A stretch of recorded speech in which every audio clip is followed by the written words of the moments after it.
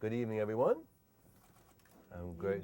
Good evening. I'm Greg Thomas, co-producer of Harlem Speaks, the flagship series of the National Jazz Museum in Harlem.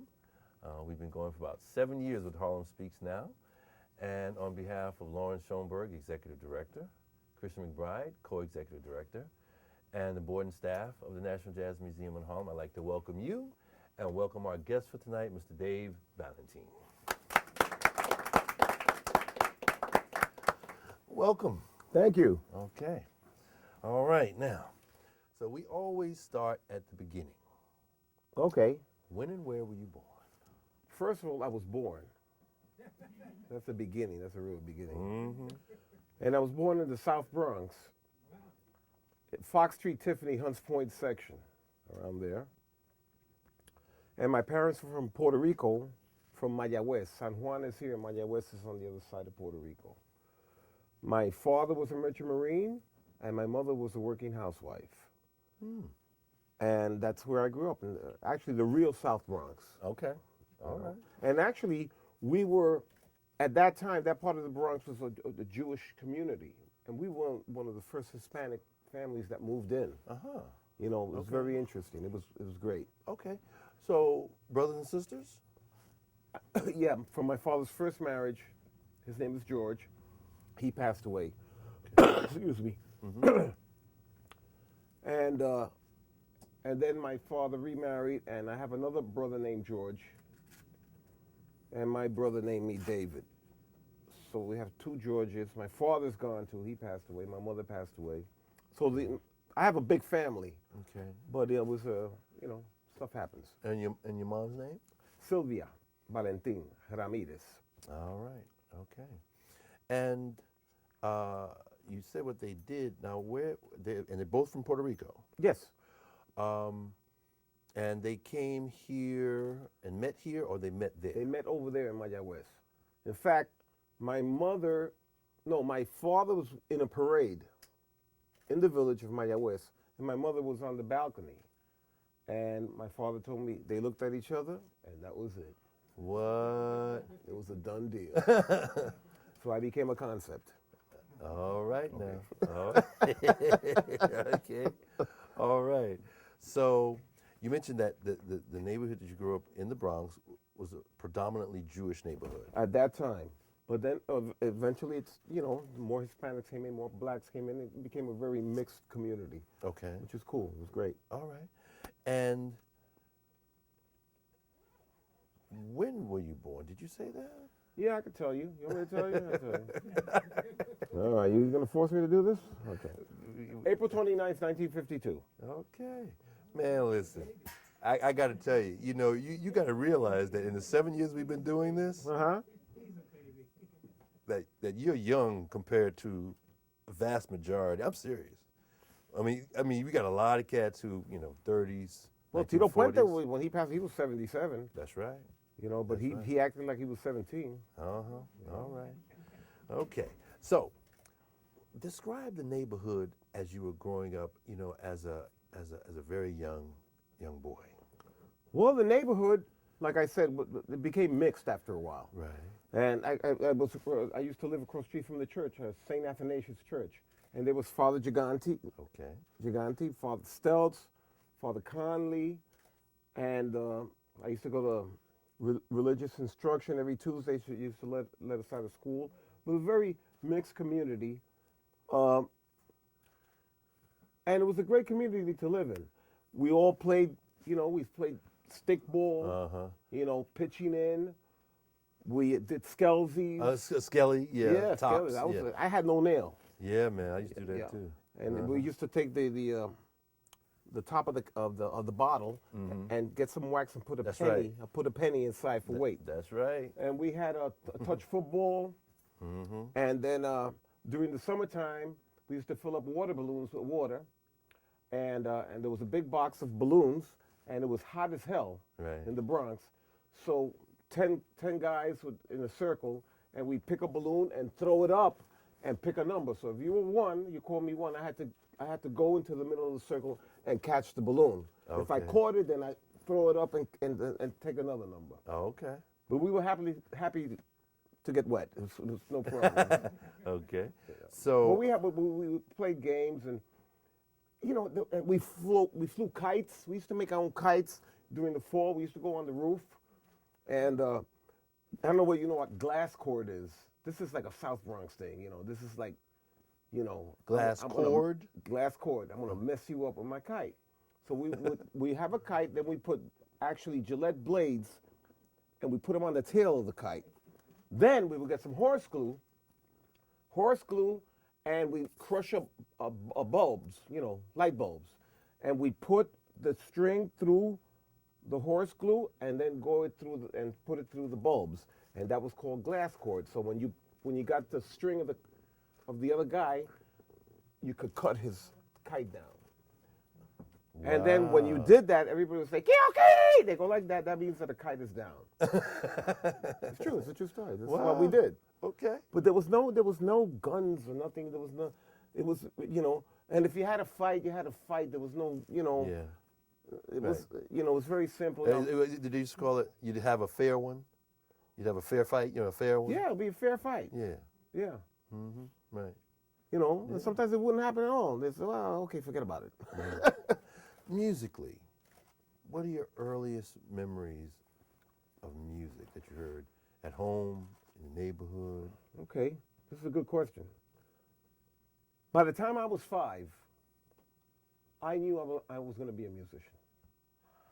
In the house, every Saturday, or Friday, Saturday, the whole family would come to the house, and there would be food, you know, there'd be pernil, pork, and there'd be rice and beans and all kind of stuff, you know, fried bananas and rice.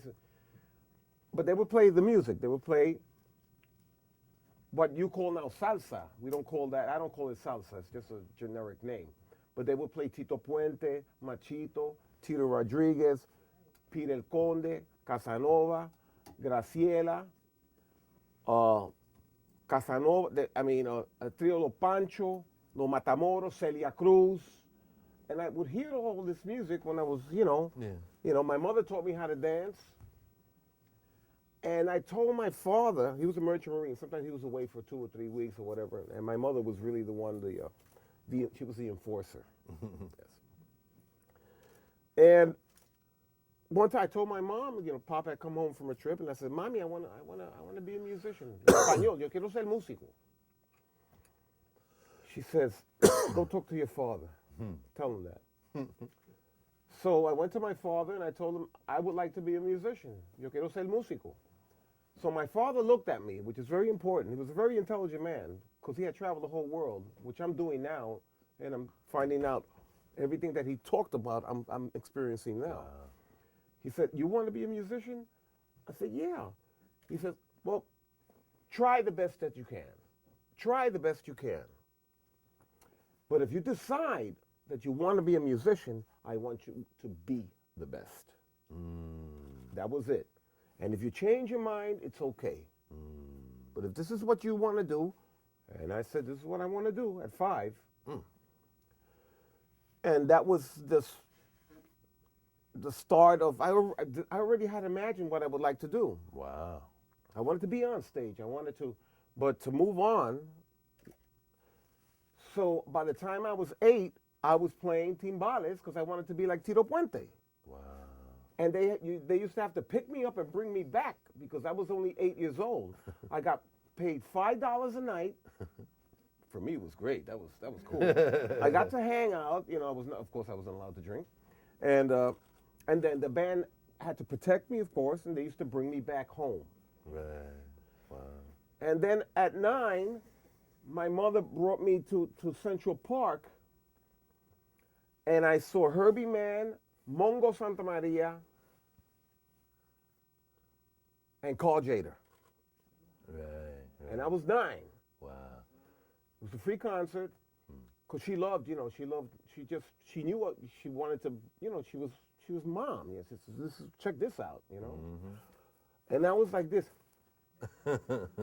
So, you know, Mongo's playing Afro Blue, with the red congas, and Carl Jader's playing all this stuff. But then Herbie Mann, he comes in and he starts playing. Let me get my flute, hold on. All right. Okay.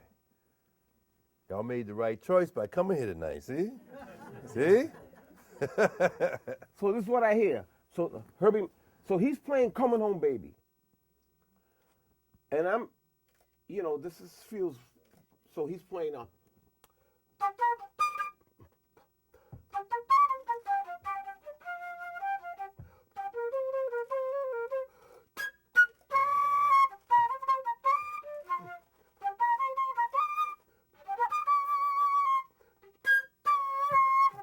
right, I'm hearing all this. And I look back at the audience, which was in the park. And I look back, and these people were mesmerized by the sound of the flute and by his, his presentation. Mm-hmm. And I said in my mind, I said, I want to make people look like that. I want to make people feel like that. In my mind. Mm-hmm. And then I kept on, and he just played this. He was great. And then. Wait. Okay, keep on going. Let me stop. Because I answer a lot of questions, even though there's only one. That's cool. I do want to, because, this is tape for the archives of the museum. Mm-hmm. So 50, 100 years from now, this is going to be seen. So I want them to have a little more of a understanding of your family background, in the sense of not simply just your siblings and that type of thing, but, your grandparents. Did you have aunts and uncles around? Did they come from Puerto Rico to the Bronx also, They all came from Puerto Rico. Okay. From el barrio de Balboa y París in Mayagüez. They all came and settled here, actually to make our lives better. And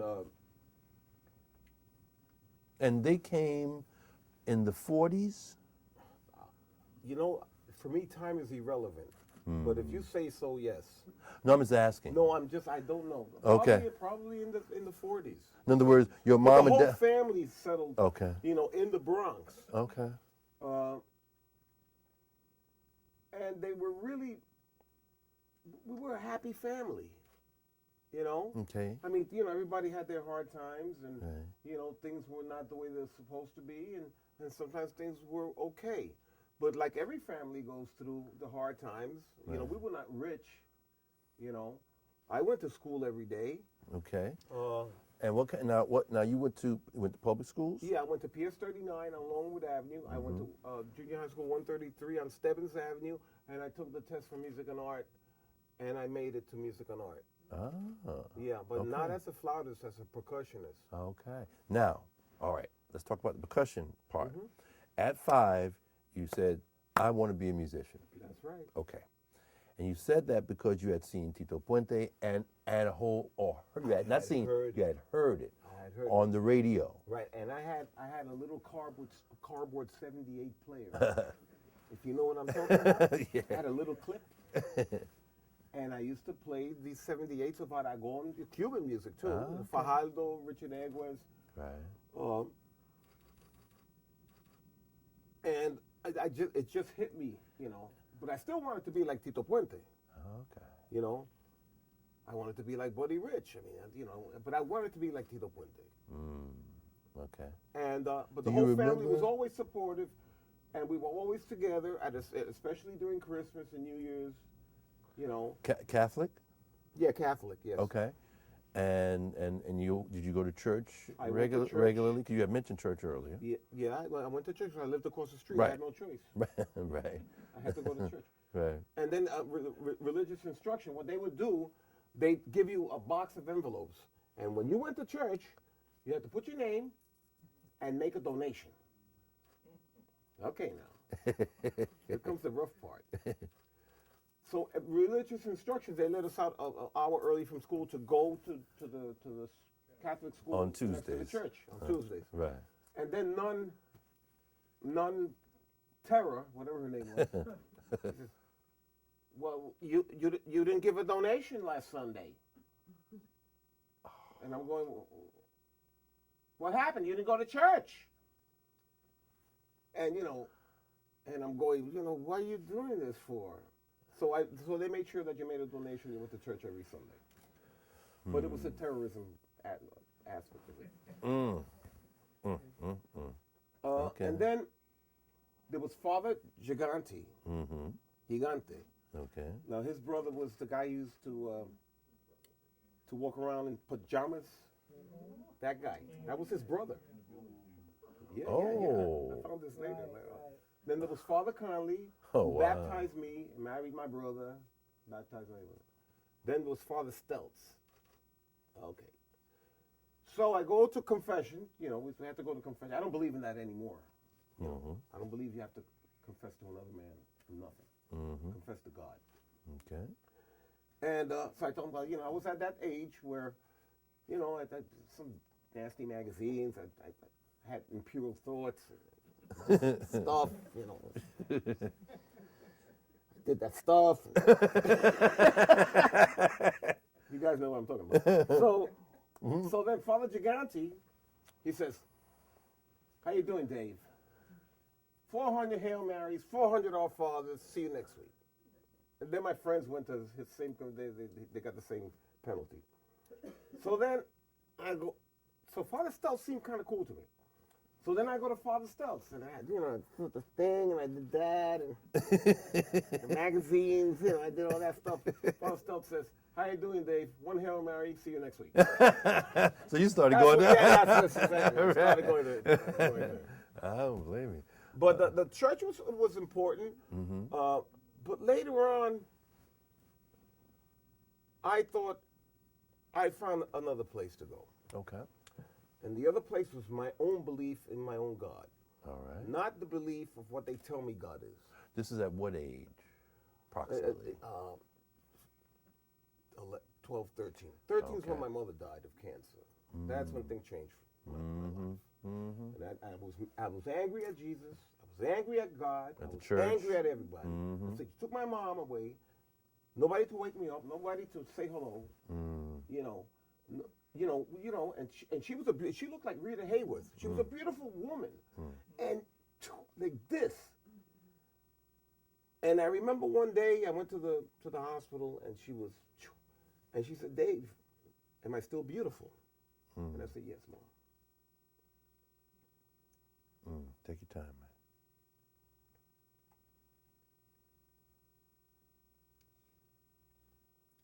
Take your time. And then my father would not let me see her again because it was too much for me. Yeah. But she was a great lady. Yeah. She put me on track. Don't play with your food. There are people starving all over the world. In Spanish. Okay. Your mom said that too? Yeah. No juegue con la comida. ¿Qué te pasa a usted? Que los niños no tienen comida. ¿Qué te pasa? Eat it all. And Yeah. but what do you do? And I asked this question to. I went to do a first, second grade. Spoke to the kids, and this just blurted out. And I asked them, "What do you do?" And this second grader, he raised his hand. You know what he told me? What? He said, you can't do nothing. You have to move on. Whoa! Second grader. Second grader. Out of the mouths of babes. Out of the mouth of babes. Just move on. Can't do nothing. Wow. And I remember all the good memories. Right. Especially during the holidays, it's very difficult. Sure, man. So you remember, everybody. Yeah. But I remember the good memories. And whether you believe it or not, these people, they're with you. Ancestors. They're with you. Mm-hmm. I don't want to see you, but I know you're with me. Right. Because I don't want no poltergeist going on. You know what I mean? Right. But that was the first punch of life. Mm-hmm. Yeah. And that, of course, changed the way you saw the world, the way you saw religion, the way you saw. Exactly. And I said to myself, maybe I don't have enough time to do what I need to do. So let me do it now. Let me do it now. Let me not waste no time. Okay. All right. So, 12, 13 years old. Now, you were 11 when your mom took you to, was it Central Park? There was 9. 9, I'm sorry. And then 11. Right. Okay. In fact, I went to she took me to Freedom Land, too. The Bronx was called Freedom Land. If anybody remembers that. And I saw Tito Rodriguez come out Tito Rodriguez was like the Frank Sinatra of Puerto Rico. You know, he comes, Mama abuela, mama, como mama abuela. He goes, el pañuelo que dejaste aquella noche fue testigos de momentos de locura. Ya no estás y todo fue una aventura. Y de ti, mami, hoy solo queda tu pañuelo. And that meant all you left me was your handkerchief, baby. That's basically what it said. Okay. Wow. All right. So so you having all these early experiences. You're playing percussion. You have that spark of that flute experience. Not yet. Well, when you saw Herbie. Yeah, when I saw Herbie. When you saw Herbie. Yeah. But you're still playing percussion. I'm still playing percussion. Okay. Now, music and art. Music and you got accepted in music and art. So you're like 14, 15? Yeah, around there. I got accepted by percussion major. Mm-hmm. I play orchestral stuff, timpanis, you know, and the whole 9 yards. Okay. All right. And now is that when it was on like 103rd? 35th in Convent. 135th in Convent. Convent. Okay. Okay. All right. So all 4 years percussion.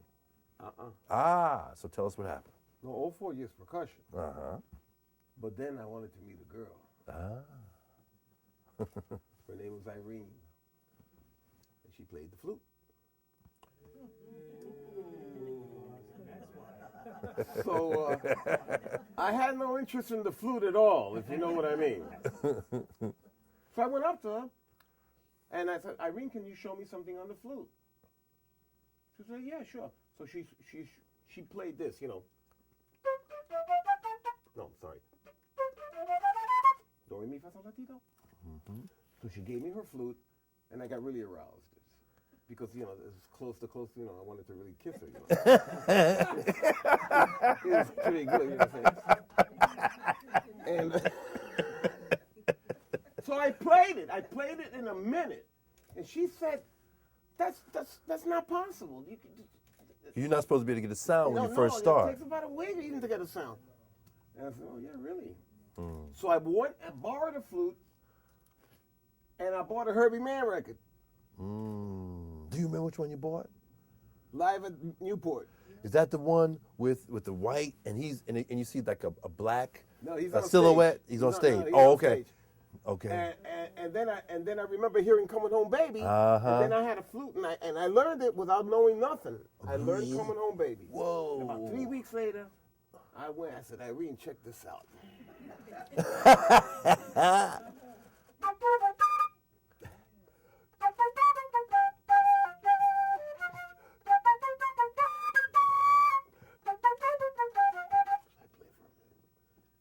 She goes, I've been taking lessons for 3 years. And you come in 3 weeks and play like that? I said, yes. She said, go away. Don't talk to me anymore. I didn't hear anything from you. It had the reverse effect of what you reverse effect. I lost the girl. I kept the flute. Okay. All right. True story. All right. Wow. But years later. I'm glad I didn't go on. I'm very happy I didn't pursue the agenda. Oh yeah. Oh yeah. Yes. Is that anything that you care to share? That's kind of just you leave it there. No, it's glad that I didn't Pursue. I'm glad I didn't pursue it because there were other things to do. Right. Okay. But I still love her. You know, Because she showed you. she inspired me. Right. No, but I mean, Herbie Mann did, but Right. my inspiration was not anything to do with the flute. Right. I just wanted to go out with her. Right.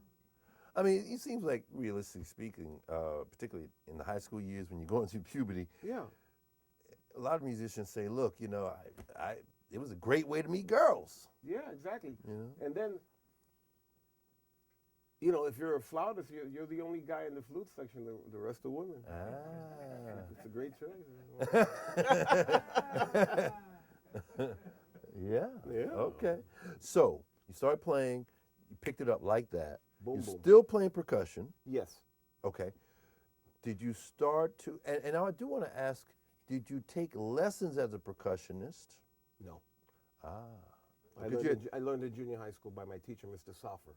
Okay. He passed away too, but he's the one that really put me under his wing. And I tried alto sax, didn't like it because I had crooked teeth. He used to make me bleed my gums. And then percussion was cool. And then he suggested that I take the test for music and art. He prepared me. He taught me Moon River on the piano. He made me sight read stuff on the marimbas. So I did that. And I played Prokofiev, Love of the Three Oranges, on the snare drum. So boom, boom, boom, boom, boom, ba-da. And then I played Moon River. I played that on the piano. And I got accepted as a percussion major. Right. Okay. Yeah, and it was a great school to go to because it was very, very diverse, all backgrounds, you know. It was wonderful. So this would have been in the 70s something. early 70s. Yeah, I think so. Well, is it 52? Maybe Late 60s? No, it had to be 70s. Late 70s? Yeah. For high school? Because if you No, 70. Yeah, see, time is irrelevant for me. It was somewhere in that time period. Okay. Yeah. All right. So describe music and art, man, as a school. It was a great school. It was a great school. They had orchestra 4 to 8, and you know, music appreciation, music theory. But you had to keep your academics up because if you failed one class, you would be kicked out. That was the strict rule. You had to keep up your marks, your grades. If you messed up, out. So that's what, you know, the music is very powerful force. And I wanted to play music. Right. William Fisher was the conductor of Orchestra 8. Now, I had been playing some little shows in the school playing the flute. Okay. We had a little group. And one time I was standing outside. They had steps going down through Convent Park. So I put my flute case down for a second with my drumsticks. And I was talking to this guy. He distracted me. When I looked back, my flute was gone. Was this a school flute or this was your flute? My flute. Ooh. Yeah. It's a Gemeinhardt. I bought it for like $200. Yeah, come on, yeah. Gone. Now the whole school, they got together and they bought me a flute. Wow. Look at that. Marilyn, my girlfriend, said, you know, David lost his flute. He needs a flute. And they did that. Wow. William Fisher was producing an album for Herbie Mann, Concerto in C minor. At the time? At that time, yeah. It was toward the end of my last year. Okay. So he said, I asked him about Hubert Laws. He says, I know Hubert. I don't got his number, but I'll give you the musician's directory. And I found Hubert Law's number. And I called him on a payphone. And I told him, you know, I just bought flute bylaws. And I would like to take lessons with you. What's your name? I said, Dave Valentin. Okay, $15 a pop next week. So my real lessons began with Hubert Laws, which I consider to be one of the greatest flautists of all time. Everybody who's heard him would think that, man. Yep. Wow. Today's his 71st birthday. Really? That's I'm what going to they call said him on when I get WBGO. home. That's what they said on WBGO. Wow. Okay, I'm going to call him when I get home. I said, how old are you, 15? Let me get this one.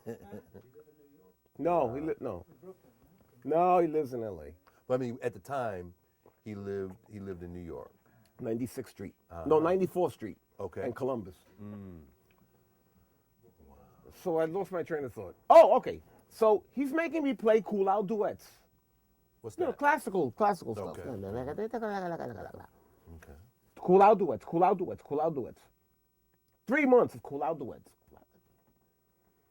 So one day, I got sick of cool out duets. And I came unprepared. By the way, is that a method book or No, a duet? you have to play duets. You had to play with Hubert. You had your part. He had his part. You had to play Kulao duets. So, It's classical music. but I'm saying, but what is the Kulao? What is it? What That's is it? that's the name of the composer. Oh, how do Yeah. you spell that? I don't know. Okay, that spelling. okay. So I hadn't heard of that. That's okay. Okay, I just hadn't heard of that. Okay. Kulao. Kualu something. Okay. All right. Kulao. Okay.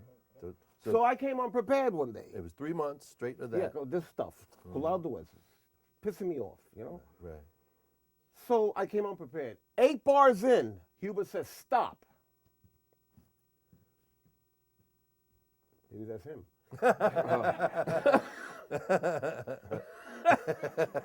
Hi, here I am. Says, stop. Don't waste my time and don't waste your time. Get out. Ooh. All right. So here's Puppy. Get out. Next time you come prepared. That's all right. Next week comes, or maybe 2 weeks. I let maybe 2 weeks go before I had the nerve to go back. And then he pulled out the Kulao. I told him, I don't want to play Kulao. I don't want to do that. And he looked at me. You know what I want to do, Hubert? I want to play what I heard on Flute Bylaws when you play with Mongo Santa Maria, when you did Afro Blue, Mean Lean, Baila Sin Darera. That's what I want to play. I didn't come here for this. You know what he told me? Why didn't you tell me? It was that simple. Right. And that's, oh, shit. Yeah, no, you can say that in the first place. So he sat me at the piano. He showed me how he went through all the changes, you know, that you don't have to play every change. It's a bridge to everything, you know. And I was a happy puppy. Oh, man. And years later, he calls me up, would you like to play Carnegie Hall with me? I said, oh, man, of course. Wow. But he's basically responsible. There was other people, too. You know, the Herbie Mann affected me, you know. There was Lou Tabak and Frank West. You know, there was Joe Farrell. There was a lot of people. But Hubert Laws was the connection for me. Wow. Okay. How long did you study with Hubert? 6 months. Okay. Laid the foundation. 3 months of Kulao and the rest of what I wanted to do. All right. Now, there's one musician who you haven't mentioned, whose legacy on flute Roland Kirk. you are continuing. So we need to talk about Rasan. I never met him. But in Germany, I was playing with Hilton Ruiz, and he gave me a live CD of Roland Kirk. Now, I had been doing this without even knowing what that was. Now, this was at what stage when you were playing with Hilton? This is like you were in the 20s? No, I was in the late 20s. Right. Okay. I recorded my first time when I was 26. Okay. So we're talking maybe after that, maybe. Okay. So you so you were already a pro recording already. Yeah, I was already recording. Wow. GRP Records. Okay. Dave Bruce and Larry Rosen production. I was the first artist signed on GRP. So when I heard it, I went, Hilton says, you better listen to this because you don't know what you're doing. Mm. So when I heard it, I said, oh my God, Mm-hmm. Roland Kirk. Some spirit, some seed he planted in me without me even knowing about it. Wow. And later on, I'll play Sure. some Rosan for you. That'd be cool, man. I could do it now if you want. Why not? Yeah? Why not? Yeah. Okay. I'm not warmed up. Should I stand up? I think I have to. Okay. All right. Yes, sir.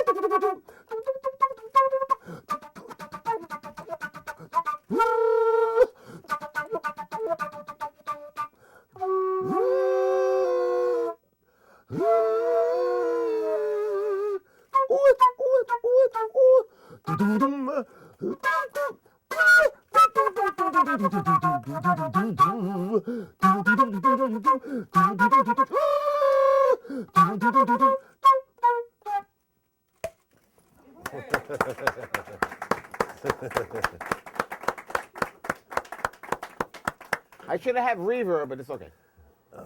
So wow.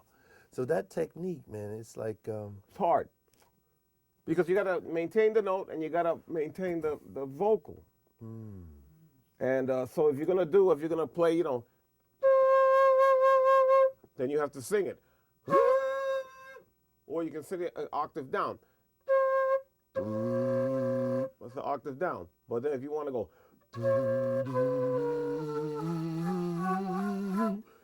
that's a whole different. wow. Yeah. Wow. That's Okay. chromatically going in. Opposite direction. Yeah. Wow. Okay. Because, you know, for some reason the word harmonics comes to my mind when I hear that, because I know that on instruments where you cannot, you know, play more than one note, you can create. Yeah, you can. If this was acoustically correct, this is very muffled. There's a low ceiling, but in certain circumstances, when you do that, if you go like this, you know, you actually create another note. Oh, wow. And that's the harmonic. So if you go, when you, it changes, the frequency changes. And you can actually hear it in your head, but if the sound system is right, you can actually hear it out there. Wow. Have you, this thought just came to mind. Has there been a composer who actually wrote any pieces with that particular technique in mind? I think David Dick, I'm not sure, I think that's his name. I'm not sure. For you? Did he write for you? No, I just heard it, but that's Rosan who I, Oh, Rosan. you know. Okay. Rosan was Rosan, that's it. Mm. Yeah. And then did you? I mean, and that's you can't write that. This is all improvised. You can't write that Right. stuff. What I just did, I didn't know what I was gonna do. Right. But you know, that's the way it goes. So, did you like delve into Rosan heavy after that? Like, you know? No, I just heard that one. No. Yeah, I heard that one thing, and then I bought another one, Okay. and that was it. But I Oh, already really? knew. I already knew what. Because you were doing it. Because I was doing it. I already knew. Did it refine, or did it influence you? I mean, it affirmed you, but did it? It made me like that. It's like, yeah, because I'm doing it. Yeah, I'm going in the right Check direction. this out. Take this out. And then people will say, well, what kind of effects are you using? I said, I'm not using any effects. I did at one point, but I wanted to do more Peruvian, you know, pan pipes, and I wanted to do more than one flute with the bamboo flutes. I had effects for that, but that was a whole different thing. Okay. All right. Let's go back chronologically. Okay. Graduate from music and art. Yes. Okay. What happened after that? Then this guy, Ricardo Marrero, he asked me to play the flute in his band, but I didn't think I was ready. But eventually I did play with him. Then He's a band leader? yeah, it was and we won a contest with Fania Records. We won a contest at the Colgate Gardens in the Bronx. With Fania? We won the contest, and we won the right to record a record for Jerry Masucci, you know, and Fania Records. We did one album called Time. After that, Andy Gonzalez, bass player, his brother's Jerry Gonzalez, Fort Apache Band, he asked me to play with Manny Oquendo's Libre. So I played with them for 7 years. But during that time, I had already recorded a record. Okay. But I did all that old-time dance stuff, you know, the Palladium stuff, you know, that kind of dancing. Porque tú sufres, porque tú ya all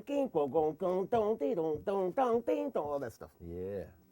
Don't get me started, man. And then eventually it was kind of uncomfortable because one day we'd like to feature not Manny Oquendo's Conjunto Libre, but Conjunto Libre featuring Dave Valentin. Now, Manny Oquendo was a bongocero, you know, he's an old timer, you know. And he got really pissed off at me. But I told him it wasn't my fault. You know, how I had already done 2 records, and I was selling more records. But I wanted to play that music. Yeah. It wasn't a thing that I wanted to be. I needed to play that music. Right. I had to be there.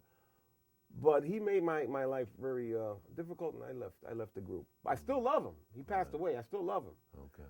But you know, I can't do nothing about it. But I still love the music. Okay. And then, All right. Well, Fania, boy, the history of Fania Records. yeah, but we only did one. I was never a Fania All Stars or nothing. No, I got you. Yeah. But I'm thinking the 70s, and I'm thinking about like in the late 70s with Eric Carey. It was never with Fania. No, I'm not saying it was fine. I'm Oh, sorry. okay. I'm just trying to think of. Yeah, the Cuban era came in. I'm just trying to think of the era. Yeah. You know. Yeah, Pacheco. You know, Right. had all these. Okay. So, but wait a second now. You're out here. You're fulfilling your life's dream. When did you first meet Tito Puente? I'll tell you. The man who, So originally. I'm in Guadalupe. Ah. Guadalupe calling. So I'm eating. So here we go. I got to do this. All This right. over here. Okay. Now here comes Tito Puente.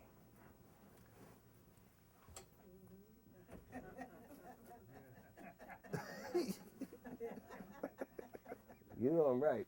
Okay. So I'm eating, so I'm gonna do his voice. I have a new idea. That's the way he used to talk. It's gonna be the old guys with the young guys. And it's gonna be called the Tito Puente Golden Latin Jazz All Stars. I said, Tito, that's a great idea. Great, I'm eating, you know. And it's gonna be with Mongo Santa Maria, with who else? Hilton Ruiz, Andy Gonzalez, Ignacio Berroa, Giovanni Hidalgo, Mongo, Wow. Charlie Sepulveda. At that time, maybe it was Mario Rivera, Dave Valentin. Wow. And then he goes, would you like to be my musical director? That's what he used to talk. So I stopped eating. I bet you did. I said, but Tito, I've been listening to you since I was 5 years old. He said, mother, bleep, don't make me feel older than I am. For you, it's a sign of respect. Yeah, you know. So I told him, does it pay more money? He said, no. I said, I'll take the job. Actually paid more money. And my function was to make sure, because he was sick of the big band. He wanted to try something else. You know, he wanted to be because the big band always played the same stuff all the time. And this is all a different story. Now, this would be when? No, this is the approximately early 80s. I have no idea. Okay. Early 80s. Early 80s. Yeah, whatever Okay. it is. Okay. All right. Not the exact year. But it's something. But Wait, I didn't finish yet. Oh, okay. What the hell was I talking about? Well, musical director. Yeah, okay. And then all he wanted to do was come out and play. My function was to make sure that all the guys in the band knew the order of the music. I would count off the tune, but the first thing I would say was, and now the ninth wonder of the world, Tito Puente. Then Tito would come out and goes, what happened with the 10th? But that was my function. We had a great time. And actually, he was the most intelligent man I've met, besides Ray Barretto. He said, if you're tired, stay home. If you can't walk, sit down. If you can't drive, don't. But if you're going to play, play. Just play. This is what you want to do. But he loved analogies. Playing meant if you're going to be a mother, a sister, a father, whatever you're going to be in the life of somebody else, play a good solo in your life. Because tomorrow is not guaranteed. And if you cross the street and don't look, you're going to get hit by a car. So look. That's simple enough, right? Just look. Open your daggone eyes. That's right. And your soul and your heart. Yeah, be aware. Okay. Wow. So how long were we with them and with Tito as musical I was director? with him for the last 4 years of his life. Wow. Yeah. And Another story. Here goes. This is good. It's great. Tito put the story. sure. I'm writing a book, by the way. The book is named Life from a Musician's Point of View. It'll be out in about a year. And I'm just playing to the camera. I hope it's So- true. I hope it's true. I hope It you is really true. are. It is true. Oh, you know. good. Yeah. All right. Ask me about Dizzy. Ask me about Miles. I I'll tell will. you some stories about that. All right. Good stories. Okay. So we played the Blue Note just to let you know how Tito. I left my keys at the Blue Note. He drove me back home to the Bronx, and I told him I think I left the keys at the Blue Note. You know what? Tito drove me back to the Blue Note and drove me back home. That's the kind of man he was. Wow.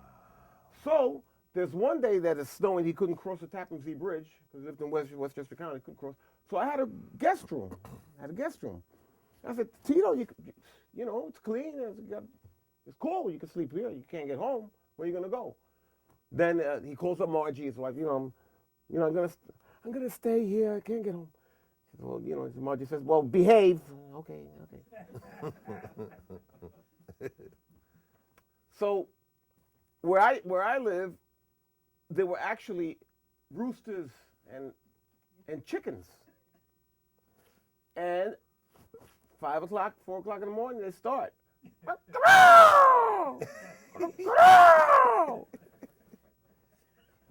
You know, and so I'm in making espresso. I'm in underwears and slippers and a t-shirt.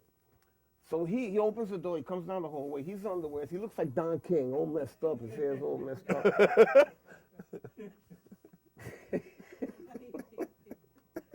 And he goes to the kitchen. He says, I think I'm in Puerto Rico.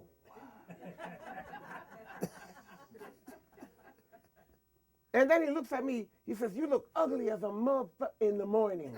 And I looked at him and said, so do you. You want some coffee? Another month passes. He drives me back home. But what I did, I made a plaque.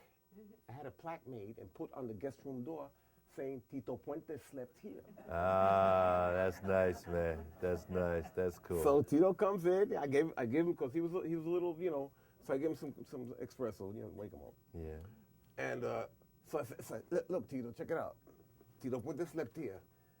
He looks at it. He says, I'm not George Washington, and I'm not dead. So take that shit off the door.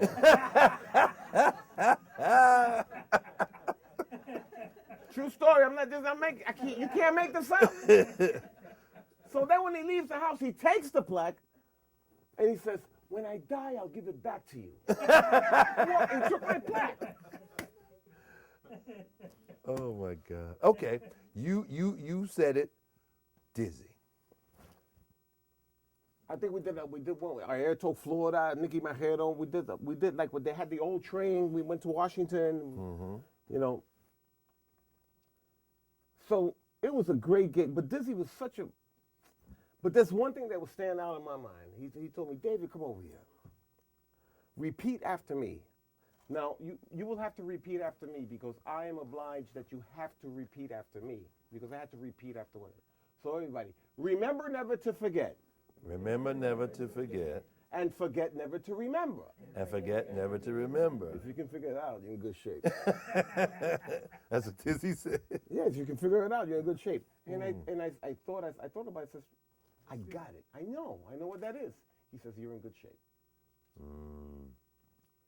Miles. Okay, Miles. By the way, just let that sit for a while. Okay. Think about it. Go home, and maybe when you wake up in the morning, you know. Yeah, maybe. Miles. North Sea Jazz Festival. And Arturo Sandoval is a guest with Tito Puente. So they, you know, you get your room, you get tickets for breakfast, you get check-in, and then. So elevator opens, the elevator, there's Miles. Now, I'm talking about blue-black, not black, blue-black.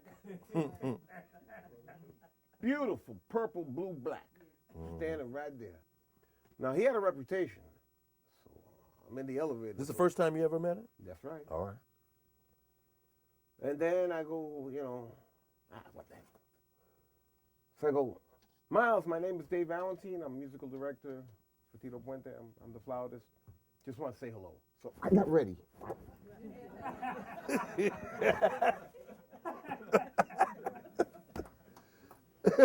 he said? All I got to do is what? Down low, they all talk the same at one point. Yeah, Dave, I've heard you play. You sound good. I went, thank you, God. My mind. I'm playing room C at 12 midnight. Come on down. Elevator opens. See you later. So this little kid comes up, and he says, Mr. Miles, can I have your autograph? And he tells him, bleep you. Walks away from him. Bleep you. You know what I'm talking about. I can't cry. I don't want to cry. Yeah. So the kid looked destroyed. So I went up to him and says, you know, look, he had a bad day. You know, but I'm Dave Valentin. I'll give you my autograph. The kid said, bleep you too. Oh no!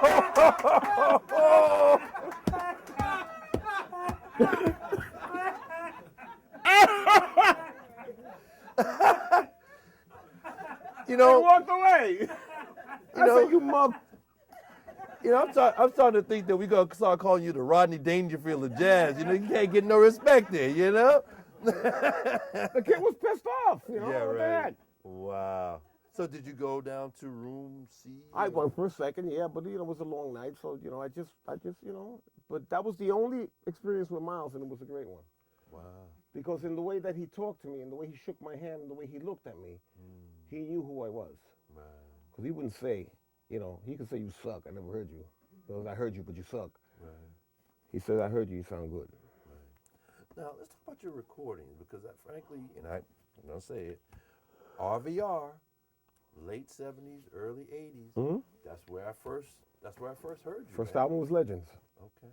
And how'd that come about? I was doing Noel Pointer, who's a good friend of mine. Excuse me. And he said, you know, I'm recording a record. I forget for what label.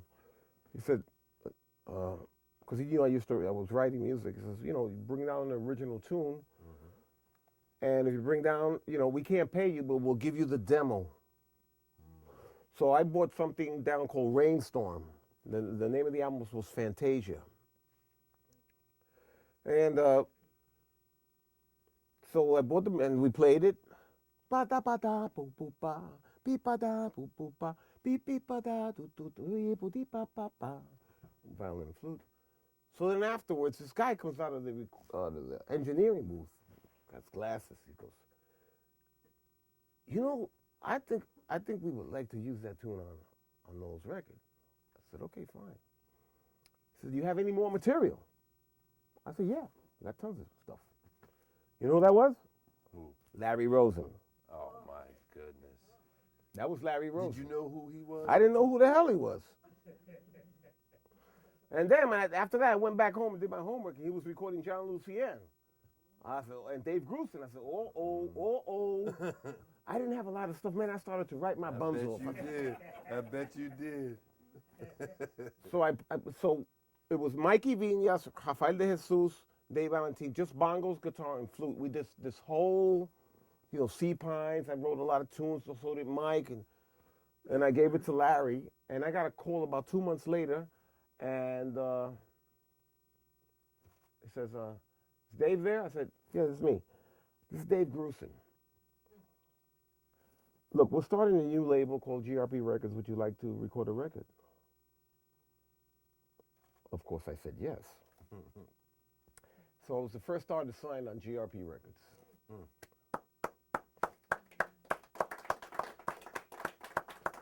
And on that album was Steve Gadd, Anthony Jackson, Rubens Bassini, a full string section. I mean, and we were recording at Electric Lady Studios. And they were doing a full orchestration to Sea Pines, one of my tunes. And me and Mikey walked in, and I told him, "This is for real, man. This is not fake. This is for real." And Mikey said, "Damn, you're right. This is for real." By the way, just for the record, Electric Lady Studios is famous for being the place where Jimi Hendrix recorded. That's right. Okay. All right. And then I do we take a break now? Well, we're going to take a break within the next 3-4 minutes because we're coming to the end of the first hour of the tape. So you want to finish that? You okay, man? Okay, we can take a break if you like to. And I was going out with Angela Bofield.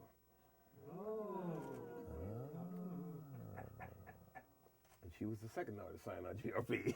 Ah, okay. And then I called up Angie. Angie, they goose and I have to get a band and I've got this. I said, Angie, shut up. Play the piano and sing and give them the tape. That's all. That's all you need to do. And that was it. Man, she had such a distinctive. No, she was great. She was Yeah, great. man. Well, unfortunately, she's had 2 strokes, and you know, Yeah, it's been she's rough. had a hard time. And now we're starting to put things like Phil Perry and other people got together, and we're trying to help her out. That's good. CBS Sunday Morning did a piece on her like within the last 2 years. But you know, when something is wrong with somebody, you should try to do something about it. You know, That's right. if you can. Yeah, that's right. So, do I still got a minute or two? You do if you need it. Yeah. Let me have. Let me Okay. just do this. All right. I'll be right back. Okay.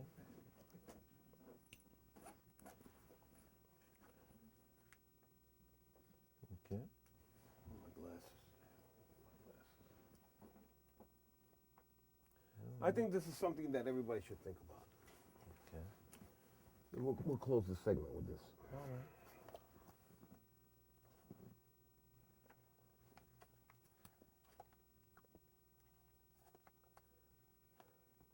Listen to the wind.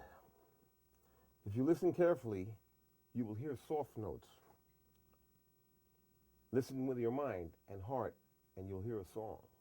A soft, relaxing song that reminds you of peace, harmony, and love.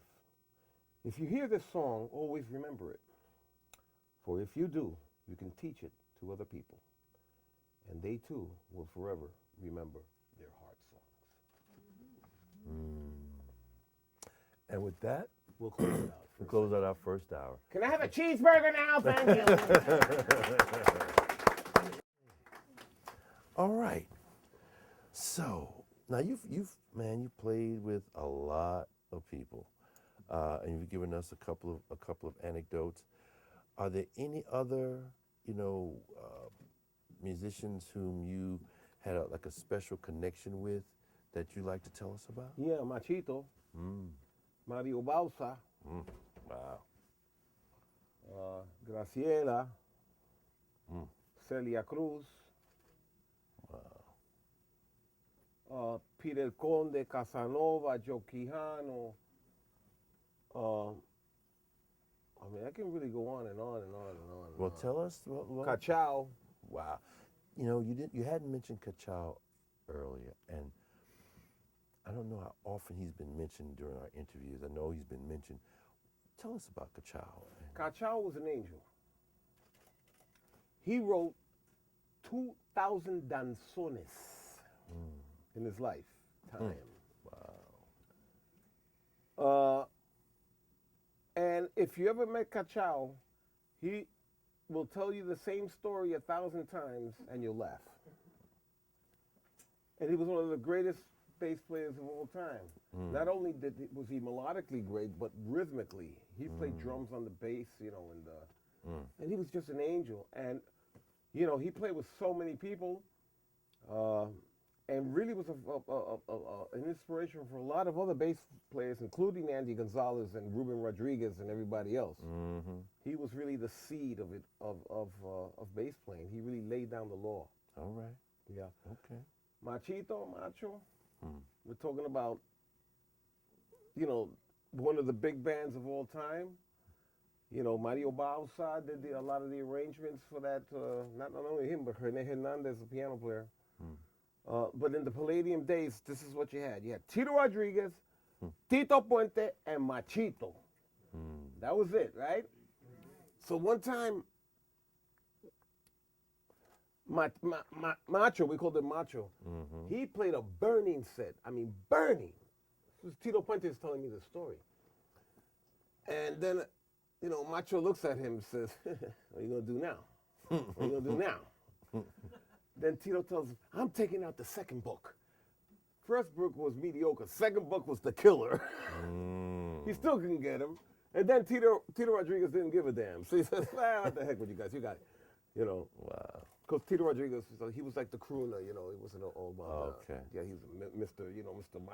Hey, baby, how you doing? That kind of stuff. But you dealt with all these guys. I played with them. You played with them. Yeah, I played with them. Graciela. And then Celia Cruz. Come on, this is too. Living legends. Yeah, Legends. you know, they're both not with us anymore. Right. But one time I saw Celia Cruz. She was known to have these wigs, you know, outrageous, you know, like Lady Gaga, you know.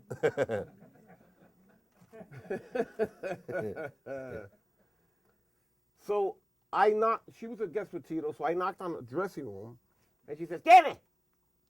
She says, "Who is it?" I said, "It's me, David." "Let him in. Déjalo entrar." Come in. So she has the sock with the knot. with no wig, you know. Just the sock with the knot. That's why I look at her. You know, tú empiezas a las 9, you start at 9. She says, okay. But she was grandma. That's the way she treated us. Don't smoke. Take care of yourself. I'm watching you. Behave. All in Spanish. Yeah. I said, okay, Celia. So 9 o'clock, boom, and here she's going with a blue wig, going kimbara kumbara kuma kimbamba, kimbara kumbara kuma kimbamba. Yo quiero. I go, this is not the same lady I saw. Not the same lady I saw in that room. No way. Wow. That's a story. What about Graciela? Graciela, don't mess with her. She'll knock you out.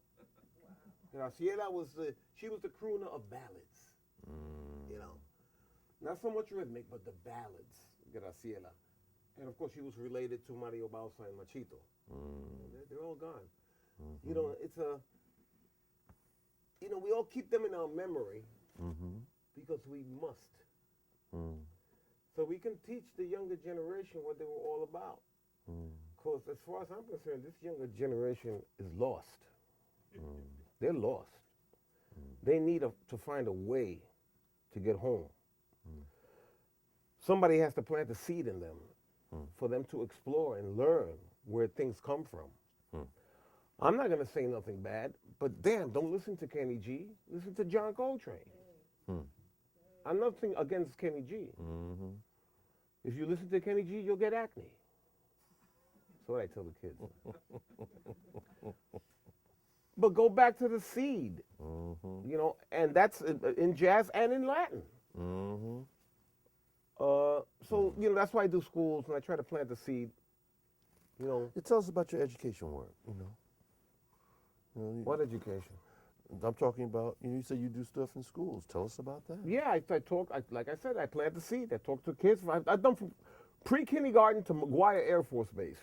I've done. Okay. You know, and you talk, like just what I'm doing now, but there's something that you're going to say that's going to affect somebody some way. Right. Some way.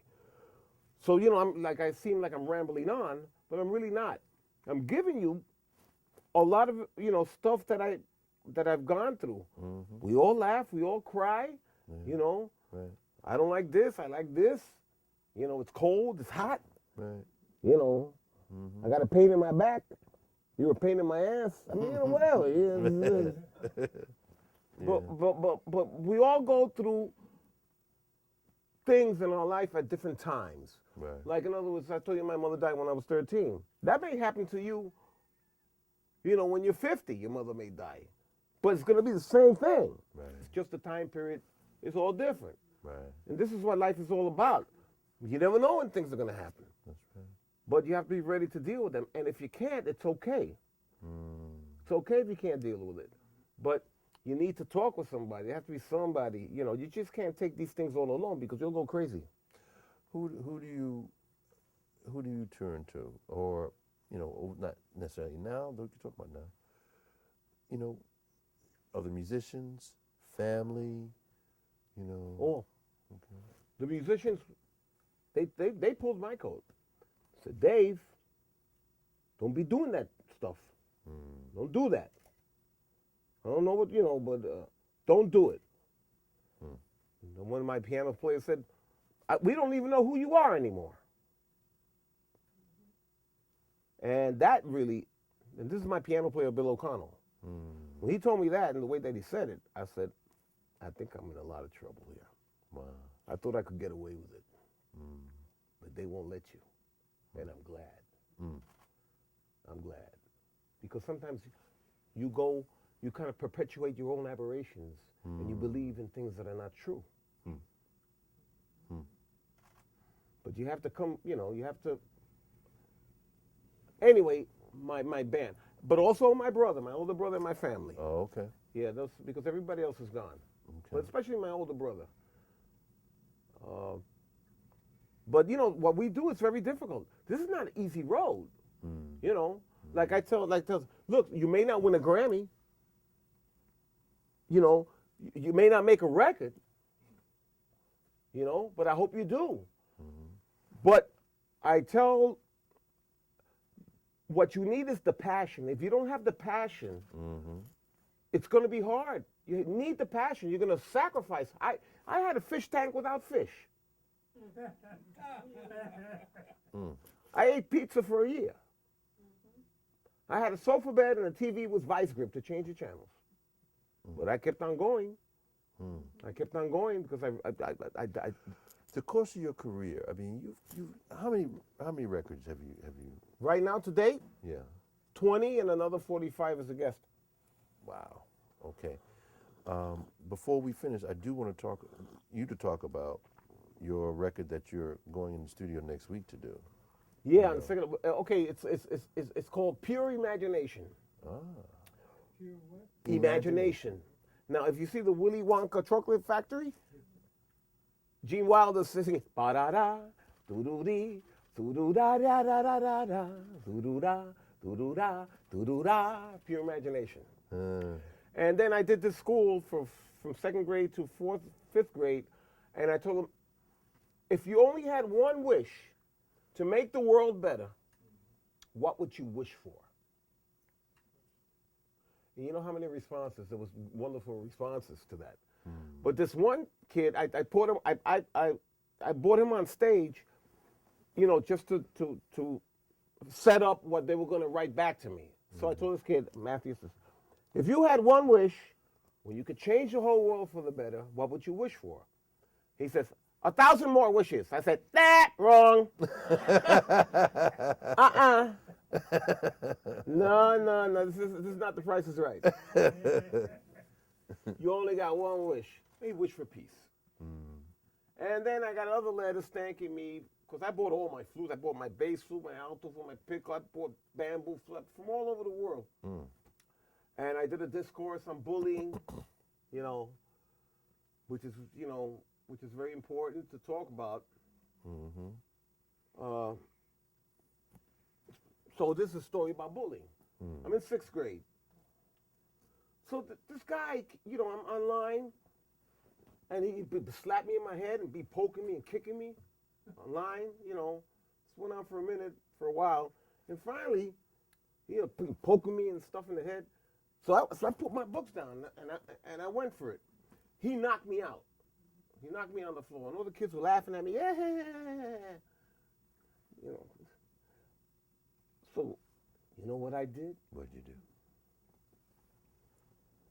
I went to my friend Chubby. Now, he wasn't a bully, but he was my best friend. And nobody messed with Chubby. He was fear walking down the street. So I went to Chubby. He used to eat in my house. My mother used to, he didn't have clothes to him. Mother used to sew clothes to him and stuff like that. Yeah. I said, Chubby, this guy, I don't know what to do. I can't fight him. He got another 3 guys behind him, messing with me. Every time I walk down the street, I can't do nothing. So where's he at? I said, that guy right over there, that guy. So Chubby walks to him. He's talking to him, and then they go into the alley. And the bully came out doubled up. Then Chubby came to me and says, you don't got to worry about a thing. And I went, yes. Next morning, I'm walking down, and there they are on the stoop. They're on the stoop, and I got my books. I go, oh, here we go again. Jesus Christ. Chubby, where are you now? So I walk, and then the head bully, he comes up to me. He's smoking a cigarette. 6th grade, smoking a cigarette. That was their tough Yeah. thing, Right. Dave, would you like to smoke a cigarette? And I went, no. Okay, but if you want to smoke a cigarette, man, you know, wanna hang out with us, it's cool. And that guy became my best friend. Really? That's right. Look at that. He became my best friend. Wow. What about him and Chubby? They were cool. Oh, okay. Yeah, they were cool. Wow. Okay. But he didn't want to mess with Chubby. That's why he became my best friend. Yeah, right. Let me ask you about this, about the tradition. Uh-huh. The dance part of the tradition. I mean, talk about that, because that's the thing. Let me tell you a story. Yeah. I'm pretty sure it was Tito. Before Tito passed, Tito was performing at Jazz at Lincoln Center. Yeah. And I was talking with Winton afterwards, and he said, man, he said, they still got their, They didn't lose their mojo. what happened to, they still got their, and he's talking about the rhythms, the dance, the whole cultural complex. That's so right. what's the importance of the dance part, man? Well, let's talk about the Palladium. I never went to the Palladium when my parents did. There was no racism at the Palladium. It was all about the dance. Black, white, Jew, Italian, whatever, Dominican, whatever, poor, rich. It was about the dance. But there was a section that was only for the best dancers. That was another thing. Don't mess with them. You know, it doesn't matter what color you are, but check this out. You know, they come out and do all the turns, you know, throw you under the legs and over your shoulder. But it was about the dance. And really, it was about communication. I mean, that breaks down all barriers. So what, you're Arab, I'm a Jew. Let's go dance. Right. Isn't that the beauty and power of art to do that? And music. And music. You know, all things, arts, all things where you use the other part of your brain. The right side? Yeah, it depends. On me, it's like someplace else. And the first thing they take away from our children are arts and sports, you know, and music. You know. I remember in the late 70s, man, I was going to 6th grade, and that's right when they had the budget cuts. And I wanted to go into the chorus, this and that. Nothing. And they cut it. What do you do? Yeah. And then That's when hip-hop sprang up. Yeah, and then after school programs, you know, and the kids are in the street. Where the hell are they gonna go? Right, You know? right. Get into all kind of mischief. Of course. I want to get your acts, and I want to ask you some questions about it for the camera and Okay. for the folks. I'll get it. Okay. I used to play, so You touching them. I hear you. So you have an open hole flute. It's open hole flute. Okay. Flute. It's Can you? it's I want you to it's a show. Yamaha with a B foot. Oh, Shama. Yes, it's silver flute. Okay. They gave me it out the box. I didn't. It's nothing special. Oh. I don't say I want to undercut it. I want this like that. I don't do that. Okay. You know, it's not the message. It's the messenger. I mean, I've tried flutes from my students that I can't even play, and they can do it. You got to know your lady. So, what's the difference? I know this is very basic, but what's the difference in the sound between an open hole flute and a closed hole flute? Or the difference? I mean, other than it's open and closed. I mean, why do you prefer an Well, open actually, hole? because it's open hole, you're using part of your fingers as the pad, as opposed to this is closed hole that has its own pad, but this you use part of your finger to close the hole. If you can't close the hole, you can't get the note. So and this has a B foot. Usually it just goes to C. This goes to B. So there's a little bit more body to it, and it's solid silver, which is takes a while to warm up, but it gives you the what I call el mofongo. Ah. Yeah. Okay. All right. And you have all of the different. You've got the alto flute. Alto flute, piccolo, bass flute, bamboo flutes, all kind of stuff. Okay. What is that? This is just the C Regular. flute. Yeah, C flute. C flute, yeah. Okay. All right. And And they're all different. They're all different. They all take a different all the notes have a character, a name of their own. Like A is not the same as G. G is not the same as D. When you play up high, it's different embouchure. When you play low, it's different embouchure. When you're playing the piccolo, it's a whole different story. Mm-hmm. But the thing is, if you play saxophone, you're using two types of embouchure. You use the mouthpiece like this on sax, and those are different muscles, as opposed to playing the flute like this, which is different embouchure. So really, one of the ones that really I was impressed with, Joe Farrell, who you didn't even know that he played sax. You couldn't tell. But Hubert said, if you really want to have a good tone, don't stop playing alto sax. Stop playing alto? Yeah, he told me to do that. Why?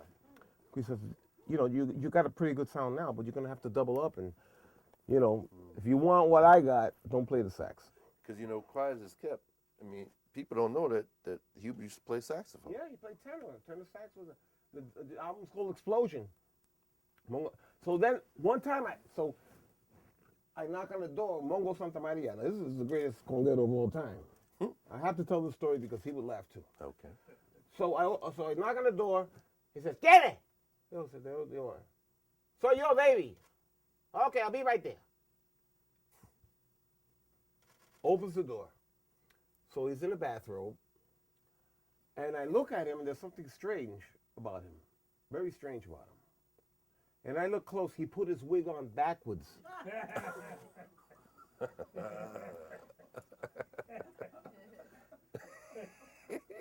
Mongo, hey! You start at 9. Okay. True story. But after a while, you could see, but he did have a hairpiece on. But, he was like, I guess he was just getting up or something like that. It was over here. Oh, man. But the basic thing is that all of them I got to play with. I got to know them. They gave me advice. I learned so much from them. And sometimes I learned what not to do, which is just as important. And sometimes you learn when not to play. The space is just as important as the notes. Because you play fast doesn't mean you're good. It's how you interpret the music. Miles didn't play a lot of notes, but the interpretation was impeccable. Let me give you a quick anecdote. I was doing a radio show on WBAI, and I had on a dear friend of mine named Michael James, who was Duke Ellington's nephew. And I said, we used to have 5-6 hour conversations. We were real tight. And I said, I'm gonna put him on the spot. I played Clifford Brown and Max Roach doing "You Go to My Head." Was it "You Go to My Head"? And then I played Pops playing it. Now Clifford was, of course, all over the horn. Right. And I said, so how would you compare the two? I said, all that horn that Clifford Brown was playing? He said, yeah, he might have been playing more horn. That doesn't mean he was playing more music. Oh, okay. Shut me up. Lee Morgan, one of my favorites. I can go on and on, man. And then we have all I grew up on both sides of the coin, the Latin music and the jazz. But in between those was the Latin jazz. In fact, one of my friends, my neighbors in South Bronx, his family was black. And he would come to my house, and then I went to he was next door, and his father played Carl Jader, Mongo Santa Maria, and some other stuff. And I said, wow, whoa. What is this? Because Mongo was playing Latin jazz, and so was Carl Jader. Yeah, Willie Bobo in the band, too. And I said, oh, wow. And it really left him. And then every time I go over, he plays something else. So what about that part of it for you? Because you came up, obviously, in the Latin. Yeah. Now you're around Latin jazz. Right. Now, and you work with Hubert, yeah, who plays it all. Yeah, Herbie Mann recorded with me in 1988, Two Amigos, GRP Records. And, wow. John Lucien recorded with me, Angela Bofield. A lot of people. But the straight ahead jazz piece, was and the improvisation in that vein. You know, when did you? Was it just by virtue of being around the cats and just playing? Just playing. Okay. Just playing. Right. Sometimes you step on your foot, which you're supposed to. Right. But that's okay. That's part of the learning process. You know, sometimes you got a snot on your nose and you don't see it. Yeah. I'm sorry to be so gross, but You're that's making just a an point. analogy. Right. Right. Now, were there flute battles? You always think about sax battles, trumpet battles. Were there ever? You ever got into like flute? Yeah, it's all a farce. The battle of the flutes. You know, me and Herbie, man, we didn't give a damn. Okay. You know, it was just a farce. It was the show. You know, you're better than me. I'm better than you. I'm gonna kick your butt. I'm gonna kick your. We just then when we got on stage, You just play. we just played and had a good time. Right. That's all. Mm-hmm. But some people take it seriously.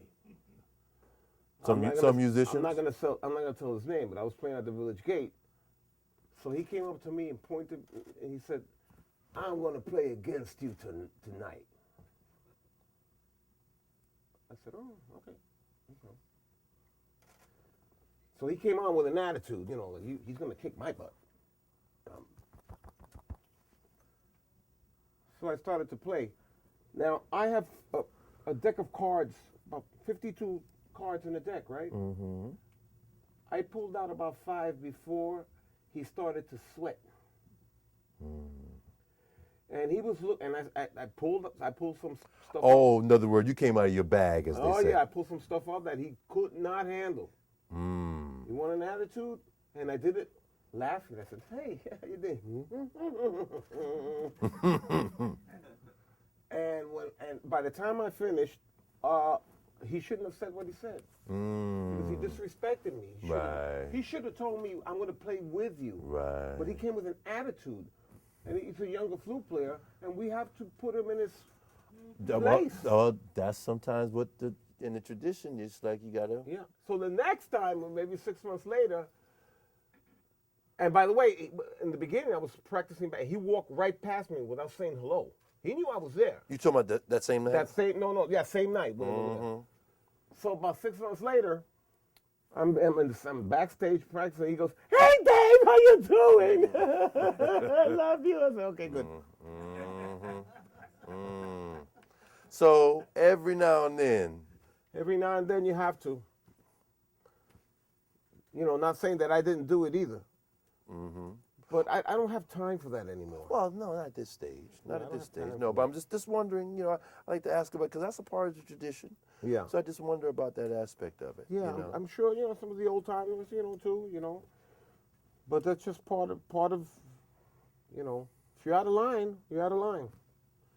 Sometimes you get to be put in your place. Yeah, and you know, it's just like if you don't even have to be a musician, you know, if you're out of line, you're out of line.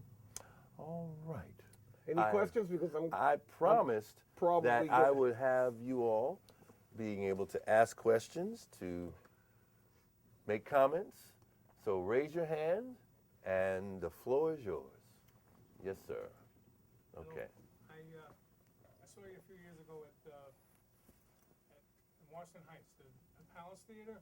There was something for Jose Alberto. Oh yeah, El Canario. And you did that duet with him. Yeah. And earlier you mentioned something about the young people.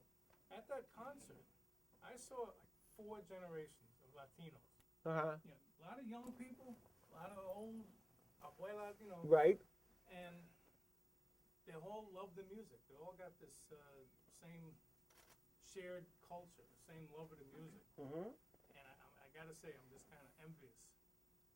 Because, you know, in our culture, you know, my kids, they think that Paul McCartney is... But what is your culture? You know, it's, well, New York, but what I'm saying is that the young people, you know, like my kids, they're saying that, you know, who's Paul McCartney? He's the guy who's in the Michael Jackson video. Right. So what I'm just saying is just great that the Latinos have that shared culture of cross generations. They all love the music. Well, But you know, but that also comes from the parents, because some of the parents of the Latinos don't even teach them Spanish. But I wasn't forced to listen to the music; it was just there. you know, and I didn't know any different. But it's the responsibility of the parents to, you know, to at least give them a chance to listen to, you know, something other than hip hop. Yes. My question is about, I never knew all these different flutes you were just going through. What's the standard, is there a standard sort of flute, one with, you know? when you This look one. at this, yeah. Yeah, so that, the C flute is the standard? That's the standard, yeah. But when it comes to other kind of genres of music, like you do, like I did Equinox on the bass flute. You know, I did Little Sunflower on the alto flute. So you just give it a different texture of sound. And some people are not used to it. What is that? So that's a bass flute. No, because I mean, you know, when I was a kid, I mean, and then they gave, you know, in the band, they always had flutes. You Right. Know, that's you know, you didn't buy them. Yeah, that's the No, school I know. came to. And then you had piccolos. I mean, so those are the only two things that I knew about. I mean, but I'm hearing all these varieties. Right. And you can hear a lot of those varieties in the recordings, not only of me, but of other people. Yeah. Man, too. He was lost too. Hubert. I wanted to say about the diversity in the music. When I was growing up, I'm a little older than you, not much, but we listened to Latin right along with R&B and right along with jazz. Mm-hmm. Names like Fajardo and Eddie Palmieri. That's right, Charlie Palmieri, yeah. Cal Jada, all of those names were very fluent in our mind. And listening to it, I never went to the Palladium either, but that was the talk of the town on Monday morning. When, you know, they were talking about the Palladium. Right. Well, that was the meeting place. Thank you. That was the Yeah. meeting place of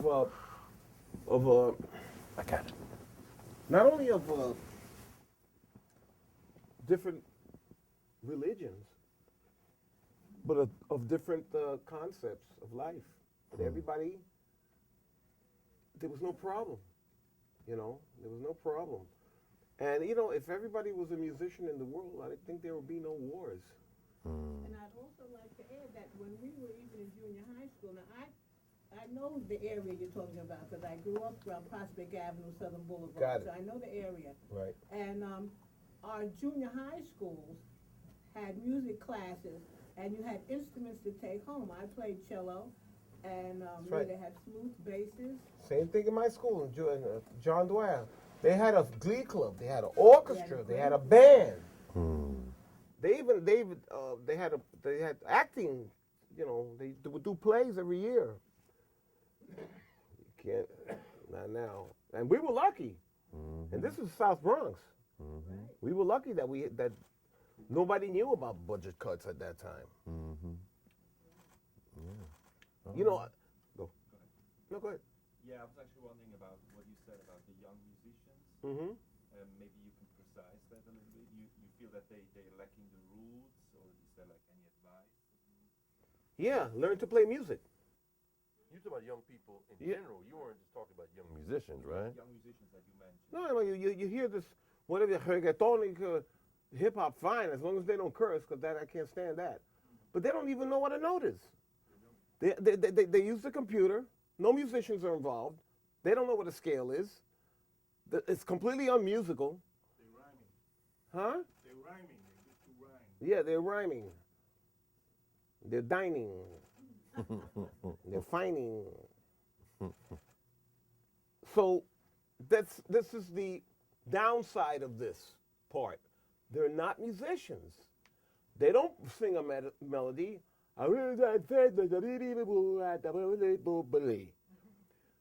Some of it is good. Some of it makes sense, even though they're not singing. Some of it gives you a message, a positive message. But some of it is BS. And they should learn music. You know? That's all. I'm an old timer. I don't go. In the 60s and the 50s, we had so many Latin clubs in the Bronx. There wasn't one night when you couldn't go out dancing. Not now. I don't even think Monday night you could go to the Village Gate. But my point is, what happened to all those clubs in the Bronx? It wasn't called salsa dancing. It was mambo. Yeah, it was. Colgate Gardens, Hunts Point. That's Gardens. gone. That's gone. I used to play at a club called El Hippo. That's gone. Yeah. Sarah Ma. gone. Everything's gone. Colgate. Gone. I mean, how did they just all go like that? I mean, I don't know. you don't know. I really don't know. Because everything went back downtown. Maybe. Yeah. Maybe there wasn't enough business. I don't know. You know, you can go to Willie's Steakhouse. Yeah. Maybe the only place, like tonight, they have Latin jazz, but you can listen to it. There's no Wednesday dancing. night. Huh? On Wednesday. Today's Wednesday, right? Thursday. No, Thursday. Today's Thursday? Yeah. Time doesn't mean anything. Really? You're a day late. That's right. Yeah, I told you the time was irrelevant for me. I saw Jimmy Sabater up there with you a lot of times. Yeah, I know, Jimmy. Yeah. And the trumpet player from To be Schoenberg. with you. Yeah. What's your name, sir? Oscar Singh. I play with Wayne Gorbet. Okay. What do you play? Bongos. Oh. Clave. And Yeah, Wayne. Wayne plays piano. He used to play. He used to be the band boy for Conjunto Libre. I used to play with a band called Orchestra Flamboyant. I remember them. Frankie. Yeah. Yep. All right. And who else would like to make a comment? I have ask a to have another question? appointment, so So speak now or speak now or whoever whatever. hold your whatever you want to hold. All right. Just to follow up on his question about the different flutes, what's the difference between that, the Cuban flute that they use in that? Oh, that's like left and right. I collect those too. In the beginning, there was 6 holes made out of ebony, Baroque. Then 6-hole 1 key, then 6-hole 5 key. That's what Fajardo and Pacheco and Richard Agues, that's what they use. And what you think is right is not, it's left. What you think is a G fingering, it's not. You have to learn a completely different language. And that flute will cut through cement. You don't need a mic for it. That's the difference. And then there was the 6-hole 10 key. Then they made ebony with this kind of flute. But that's I collect those flutes. What about Eddie Zaragon? What does he play? Eddie Zerrigon. Yeah. He plays the Cuban flute. Or it's a French antique, really. Yeah. Que taburó, güey. Pacheco too? Yep. And Richard Agues, Aragon, and Fajardo. And Pacheco, and all those guys. Look at that. History. And do we have any final questions or comments? There has to be a final question here because I have something else to do. He's got a gig. He's got a gig, working musician. Well, if there are no more questions or comments, I'd like to thank you, Thank you. Mr. and Dave Valentin. God bless you, and God bless you guys for the interest. And let's give him a warm goodbye. Boy, that hot chocolate made me hot. All right. Can you play a final little, Sure. little something, please? Sure. Thank you, sir. See if I can do this. I'm not warmed up, I'm sorry. That's all right.